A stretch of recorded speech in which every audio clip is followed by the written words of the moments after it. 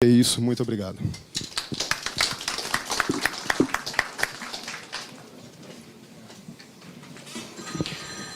Agradeço, doutor André Campos. Passo agora a palavra para o doutor Maximiliano Garcês, que é aqui representando a Associação Latino-Americana de Advogados Laboralistas, ALAU Brasil. Doutor Maximiliano, à disposição. Obrigado, excelência, agradeço o convite. Vou colocar aqui o celular para controlar o tempo. E queria... ótimo. Então, saúdo o deputado Vitor Lippe, o deputado Rogério Marinho, em nome da deputada Benedita da Silva, saúdo todas as mulheres, saúdo os companheiros sindicalistas, em nome da companheira Silvana Palmeira. Primeiro, eu queria fazer uma ressalva. Essa proposta que a gente está discutindo aqui nem poderia estar sendo discutida porque ela tem um vício de origem. Ela veio do Executivo, assinado por alguém que ocupa ilegalmente a presidência da República, fruto de um golpe parlamentar, midiático, empresarial, que tornou... já tem um vício de iniciativa de início. Eu tenho... Senhor presidente, é sério isso, senhor presidente? É sério isso, senhor presidente? Vamos respeitar os convidados. Vamos respeitar os convidados. Vamos respeitar o parlamento. Vamos respeitar. Que é isso? Que é isso? Vamos respeitar o convidado. Aqui, por favor. Ele é convidado da casa. Por favor. Senhor presidente, Por favor. Olha, vamos pedir a todos que respeitem a audiência, por favor. Advogado de porta de fábrica. começando pelo convidado, Sou né, senhor advogado presidente? Por favor. Vou pedir, obviamente, ao doutor Maximiliano que, por favor, se atenha ao convite e ao assunto da matéria, sem manifestações que possam ensejar os protestos dos deputados. Até respeitando, por favor, a votação dessa casa. Eu acho que o parlamento tem um papel no Brasil, entre eles está a questão da cassação de um presidente. Essa é uma atribuição dessa casa e nós esperamos sermos respeitados pela maioria dessa casa. Então, vou retomar, por favor. Vamos retomar, vamos nos acalmar, nós temos um assunto. Ele é um convidado nosso, não tem esse direito. Não tem esse direito de vir aqui interpretar o deputado. Isso, não vamos desqualificar a audiência, por favor. Vou pedir a colaboração de todos. Excelência, se o senhor quiser, a presença... Vou pedir a colaboração do doutor Maximiliano, por favor. Até estamos num ambiente, né, acho que de construir um Brasil melhor. Eu acho que se tudo tivesse bom, nós não estaríamos aqui. Então vamos pedir a colaboração de todos, por favor. Obrigado. Pois não, excelência. Eu vou me ater estritamente aos temas aqui tratados. E se houver tempo, eu posso tratar também de alguns exemplos de violações reiteradas de direitos trabalhistas que ocorrem no país, até fazer uma comparação, um plano comparado. Eu trouxe algumas empresas aqui que são violadoras reiteradas de direitos trabalhistas. Se quiserem, eu posso tratar do tema também. Empresas como a Piratex, eu tenho empresa aqui, Brapira, eu tenho empresa Jardins, eu tenho empresa... Doutor Maximiliano, eu vou pedir para o senhor, por favor, se ater à apresentação, porque também nós teríamos aqui inúmeros exemplos, inclusive, de advogados que têm, eventualmente, extrapolado a sua função, o que já foi amplamente debatido nessa casa. Vamos nos ater, por favor, senhor presidente, a questão pela ordem, senhor presidente. do principal da audiência, por favor, para que a gente possa manter um ambiente... Pela ordem, senhor presidente, só para manter também a ordem. Lógico, por Nós favor, estamos deputado. aqui acostumados a ouvir. Nós estamos. Então nós precisamos ouvi-lo. Não É dá para exatamente por nós isso que eu estou pedindo o determinarmos silêncio de a todos. ele, para que ele, evidentemente, diga aquilo que nós queremos ouvir. Não, eu não falei ele isso. trouxe, Não, ele trouxe uma exposição, ele tem um dado e nós não temos como limitá-lo, apesar de que nesta casa nós temos tido pouco debate que possa enfrentar determinadas situações. Então, nós somos autoridades aqui, enquanto parlamentares, mas nós convidamos para que venham nessa casa. E se vêm, nós não podemos controlar evidentemente, a manifestação. Nós não desde podemos que ela impedir, seja mas aí vai haver respeitosa, protestos. e ela está sendo respeitosa. Perfeito. É um ponto de vista dele. Muito bem. É a convicção dele. Vamos retomar, por favor. Eu vou pedir a colaboração, porque... E eu vou pedir a colaboração de Vossa Excelência também para repor o tempo dele. Sim, naturalmente que será feito. Vou pedir, por favor, nós estávamos indo bem. Vamos manter no bom ambiente. Por sinal que nós estamos precisando aqui no Brasil de harmonia, né? O presidente, Então, presidente vou Lippe, pedir a colaboração de todos. deputado por Lippe, favor. o que eu proponho? Que a gente ouça o convidado, depois nós Vai façamos... fazer agora. as Eu nossas estou retomando, contradições. deputado, houve uma série de protestos. Estou acalmando todo mundo e pedindo a colaboração de todos, que acho que é o meu papel aqui. Por favor. Obrigado, Doutor Excelência. Maximiliano. Obrigado, Excelência. Queria fazer um comentário em relação à exposição do Dr. James Magno, que eu concordo plenamente. Ele fez um apelo a que as pessoas se tornem menos belicosas no Brasil, né? E que as relações de trabalho sejam menos belicosas. O problema é que essa belicosidade toda tem origem no fato que nós temos uma das classes empresariais mais retrógradas do mundo. Não é à toa que nós temos um dos piores índices de higiene do mundo, temos essa desigualdade brutal e somos o último país das Américas a ter acabado com a escravatura. A escravatura que quer se voltar de uma maneira moderna, entre aspas, com o PL 4302. Então, essa belicosidade é fruto da violência profunda da nossa elite empresarial, que é extremamente retrógrada.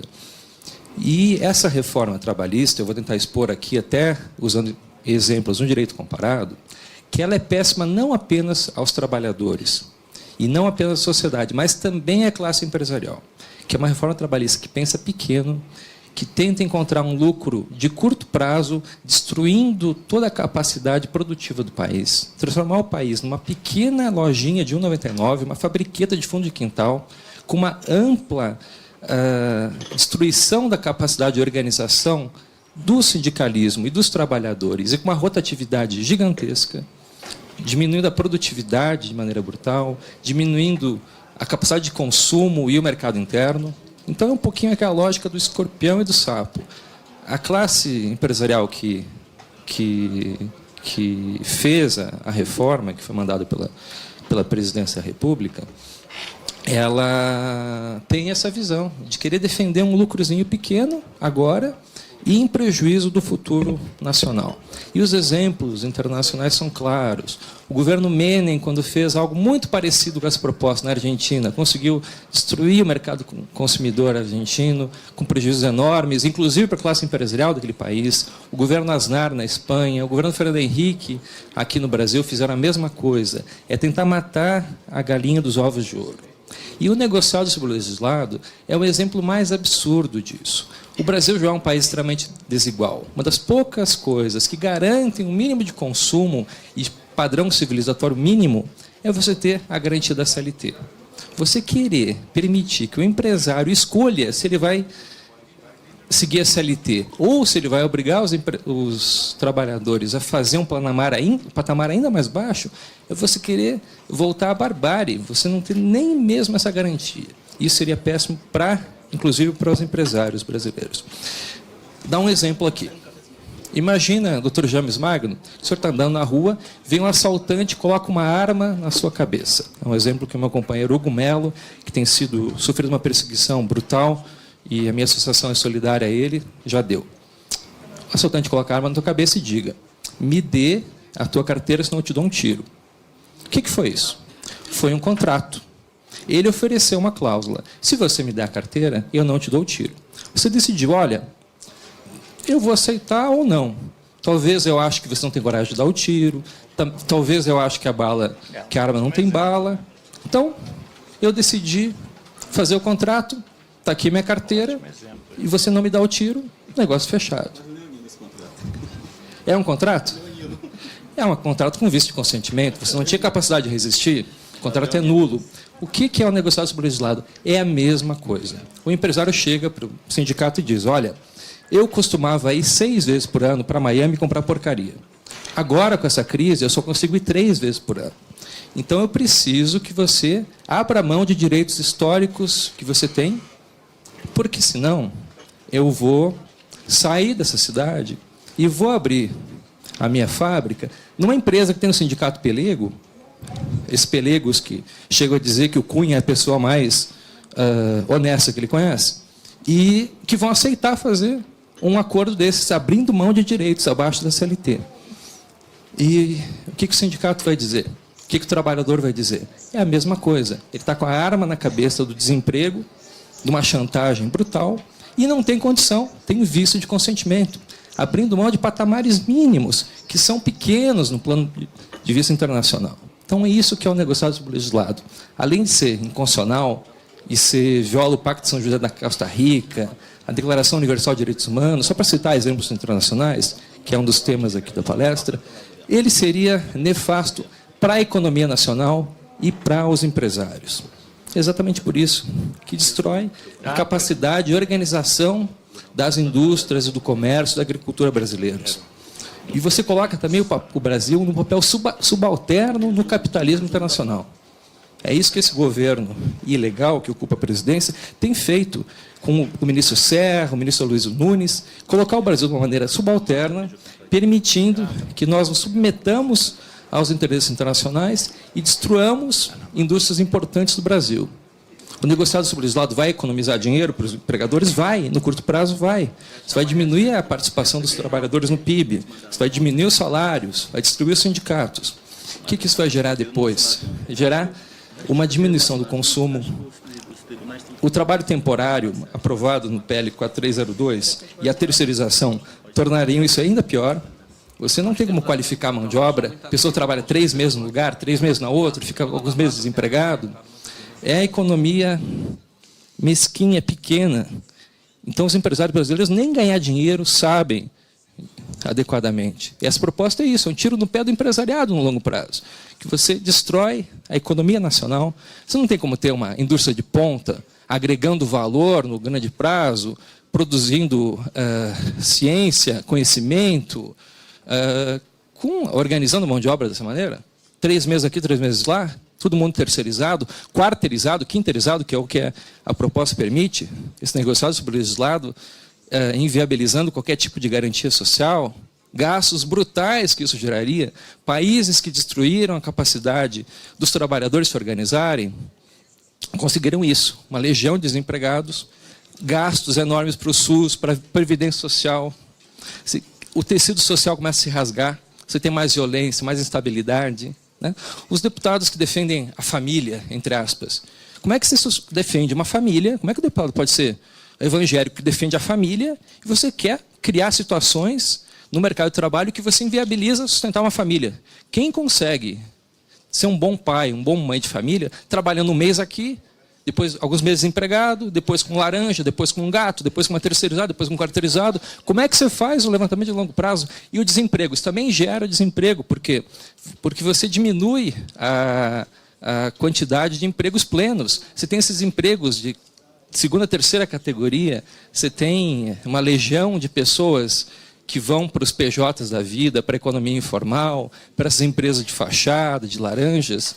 Isso seria péssimo para o Brasil, no longo prazo, inclusive, não só no curto prazo. E a proposta também, quando ela diz que oferece algum tipo de demanda na classe trabalhadora, como organização dos trabalhadores no local de trabalho, é um engodo. Na verdade, colocaram ali alguém que não tem nenhum tipo de garantia, acesso à informação, não tem nem legitimidade da classe trabalhadora de representá-lo, distorce o que está previsto na Constituição Federal e não atende nenhum tipo de reivindicação de verdade. Na verdade, é quase criar um pelego ali que vai facilitar ficar subalterno à empresa. Né? A previsão de você poder colocar, com mero acordo coletivo, qualquer tipo de jornada, limitando a 220 horas no mês. Imagina, uma jornada, você trabalha 15 horas num dia, depois fica na geladeira alguns dias, depois trabalha 3 horas, como o McDonald's faz no Brasil e quer fazer mais ainda depois, que essa jornada intermitente estaria viabilizada pelo negociado sublegislado. Você teria uma legião de pessoas sem nenhum tipo de previsibilidade. Imagina, doutor James Magno, jornada intermitente, e Vossa Excelência, desembargador no TRT, você está na tua casa, um dia o presidente do TRT lhe liga, hoje você vai trabalhar 2 horas, vai ter uma sessão aqui. Os outros dias você não recebe nada. Fica uma semana sem trabalhar. Hoje você tem que vir para o TRT e vai ficar 24 horas trabalhando, uma sessão depois da outra, só vai estar recebendo nesse período. Como é que você mantém uma família? Como é que você tem uma trajetória de vida? Como é que você faz um planejamento? Como é que você faz um tipo de narrativa do teu histórico de vida, de projeto de longo prazo? E uma economia, hoje, disputando o que tem de mais de valor agregado, você só consegue com um projeto de longo prazo. Né? E isso que a gente vai economizar e vai dinamizar a indústria, a economia é o contrário. A gente vai estar destruindo. A China, por exemplo, esse ano, os salários na China, a partir desse ano, são maiores que os salários no Brasil. Por quê? Porque eles entenderam que é importante você conseguir ter uma classe trabalhadora minimamente organizada para consumir e para conseguir avançar. Né? Isso destruiria também o sistema educacional brasileiro, que já é péssimo. Essa legião de pessoas buscando um empreguinho aqui e outro ali, como é que você vai conseguir as pessoas tenham bons pais e filhos para acompanhar os filhos na escola, para garantir algum tipo de acompanhamento? Como é que você vai conseguir que as pessoas se treinem profissionalmente? Se um dia elas estão lavando prato numa terceirizada, outro dia elas estão caixa de supermercado, outro dia eles são semi-escravos numa fazenda, outros dias são desempregados. Então a gente está tentando salvar o capitalismo dos capitalistas, na verdade, defendendo isso. Eu acho o nosso sistema capitalista uma tragédia, mas pelo menos é melhor do que isso que querem fazer, que é um capitalismo mais atrasado, mais brutal e mais subalterno. O que é essa proposta? Nem para ganhar dinheiro serve, nem para os empresários servem. Tornar o Brasil inviável na competição internacional. É isso que isso aí serviria. Mesmo deputados de direita, conservadores, que representam o grande capital, se estudarem a proposta, vão ver que mesmo eles deveriam ser contra. Por quê? Que vai ser péssimo para o empresariado brasileiro no longo prazo. Isso é muito claro, tem uma série de estudos demonstrando isso. Agora até a presidência golpista, podem caçar uma palavra se quiserem, acabou de dizer que entendimentos dizendo que a própria previdência social vai ser prejudicada com a terceirização, porque a arrecadação vai lá embaixo. Então isso aqui é o barato que sai caro. Fora a desumanidade da proposta, mais ou menos tentando dar argumentos que sensibilizam o capital brasileiro, dizer que isso seria nefasto aos próprios empresários e para a sociedade como um todo. E a terceirização nem se fala, né? A terceirização nem a terceirização a proposta está se discutindo.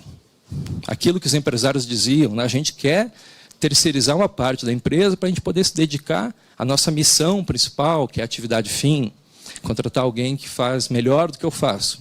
Só que o PL não trata disso. O PL trata da possibilidade da empresa demitir todo mundo e contratar uma terceirizada.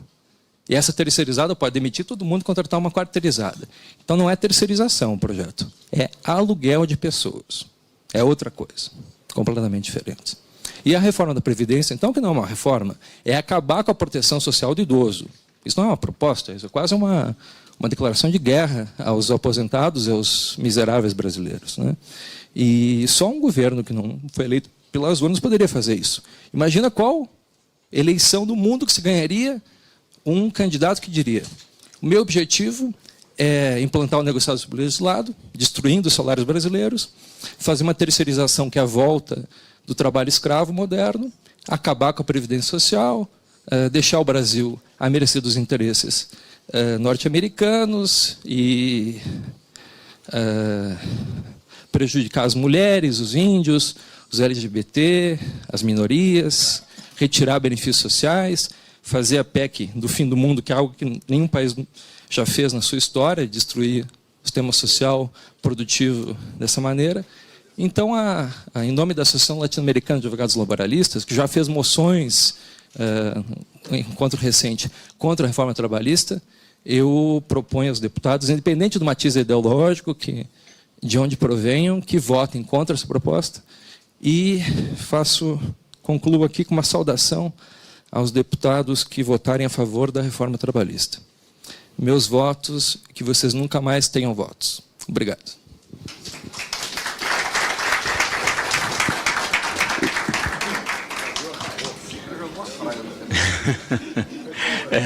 O ranço e o preconceito é forte, mas vamos lá. Agora passo para o doutor Aparecido Inácio Ferrari de Medeiros, representante da Associação dos Advogados.